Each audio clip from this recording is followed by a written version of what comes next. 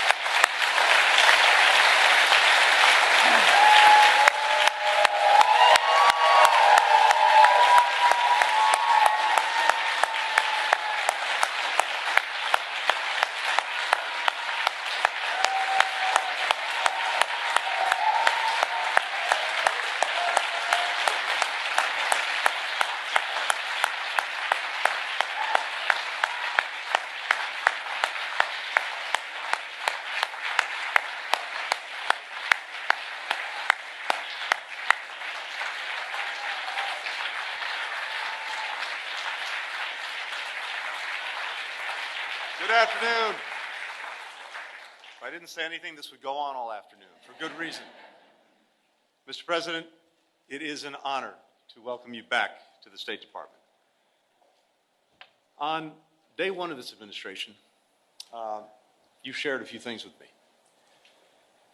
You told me something that we long discussed, reminded me that American engagement, American leadership is essential.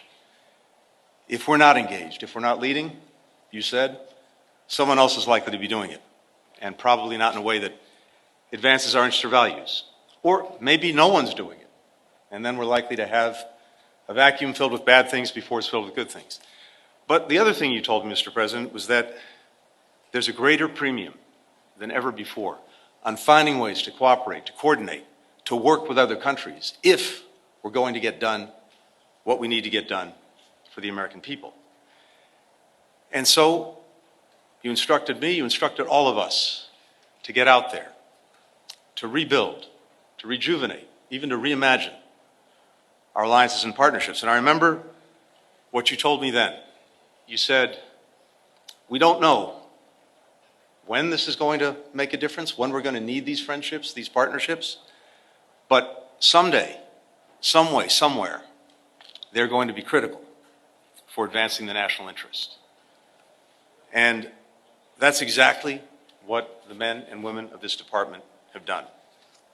And we've been able to carry out that charge for two reasons.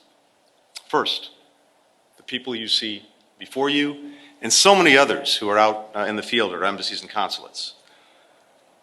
You said when you came here 4 years ago that the leadership of diplomats of every stripe doing the daily work of government is essential, and they proved it. That daily work has become nightly work, 24/7, 7 days a week, hammering out agreements, jumping into action in crisis, creating opportunities for our citizens around the world, producing expert advice for you and your team at the White House. Everyone here knows this work can be tough. It's often not very glamorous, but it makes us stronger. It makes the world a better place. And we simply couldn't do it without the extraordinary men and women that you have before us, as well as our remarkable partners in government, starting with the great White House team led by Jake Sullivan, my friends and colleagues from across the administration, the Secretary of Defense, Samantha Power at USAID, the Secretary of the Treasury, Commerce, and so on.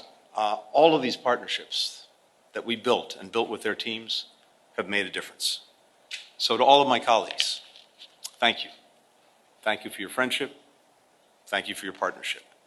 There's one other reason that we've been able to re-engage and rejuvenate our diplomacy. Mr. President, that's you.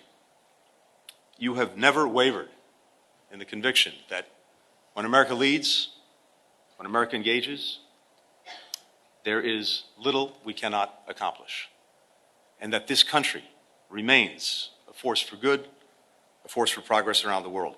Your unshakable belief in the promise of America has inspired me for more than 20 years.